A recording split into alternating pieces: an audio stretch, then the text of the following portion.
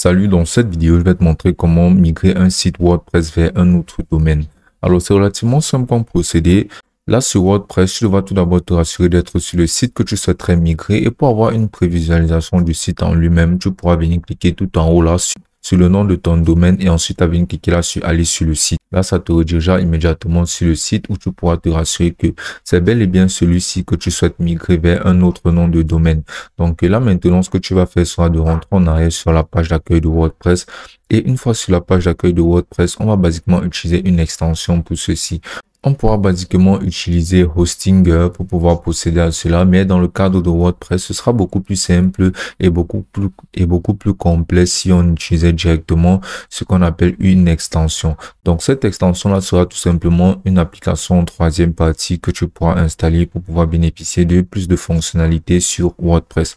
Donc, pour avoir accès effectivement à cette extension qui nous permettra de pouvoir migrer notre site, on aura tout simplement à venir là sur la section pour apercevoir la extension sur le menu WordPress. Et là, on va venir cliquer sur ajouter une extension. Là, maintenant, il y aura juste énormément d'extensions qui nous seront présentées et on pourra juste naviguer dans toutes ces extensions-ci, mais le choix est juste très large au niveau des fonctionnalités et aussi sur le titre des extensions.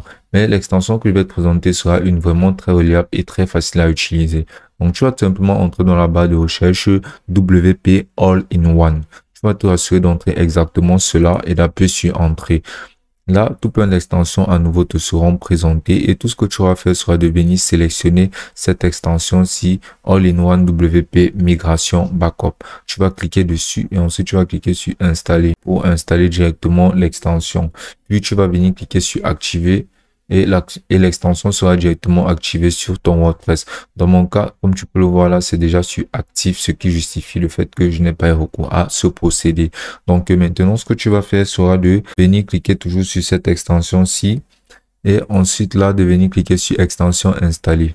Là, tu seras présenté toutes tes extensions et tu devras te rassurer que cette extension a bel et bien été installée. Donc, tu vas défiler au niveau de toutes tes extensions pour rechercher l'extension en elle-même. Là, tu peux apercevoir All-in-One WP Migration et là, tu vas te rassurer que ce sera activé en regardant si ça s'affiche ici désactivé. En s'affichant désactivé, ça te confirmera que c'est bel et bien activé. Ensuite, tu pourras naviguer dans ce menu WordPress et rechercher l'application.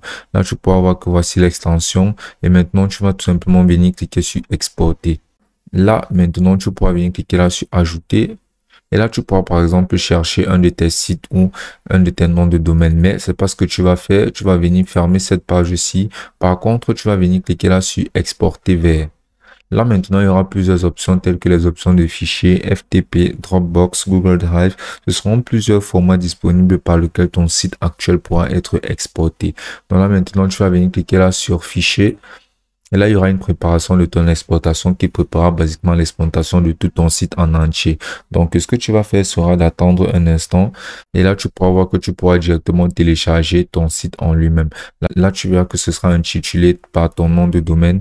Donc, tu vas tout simplement cliquer sur télécharger pour le télécharger.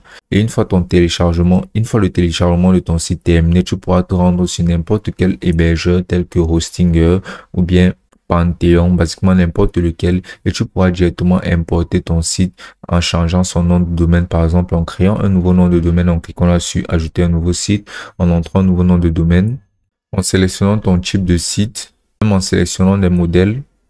Et là, tu pourras attribuer ton nouveau nom de domaine. Donc, grâce à ce nouveau nom de domaine là, tu auras tout simplement à l'insérer ici. Et tu auras tout simplement à faire une importation toujours vers l'application All-in-One WP. Et là, tu vas terminer la configuration de ton nouveau site en entrant son nouveau nom de domaine.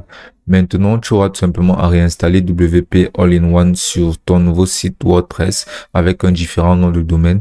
Et ici, là, maintenant, au lieu de cliquer sur exporter, tu vas venir cliquer tout simplement sur importer. Ici, tu pourras directement importer ton site et celui-ci sera attribué ton nouveau nom de domaine actuel. Et ce sera aussi simple que ça.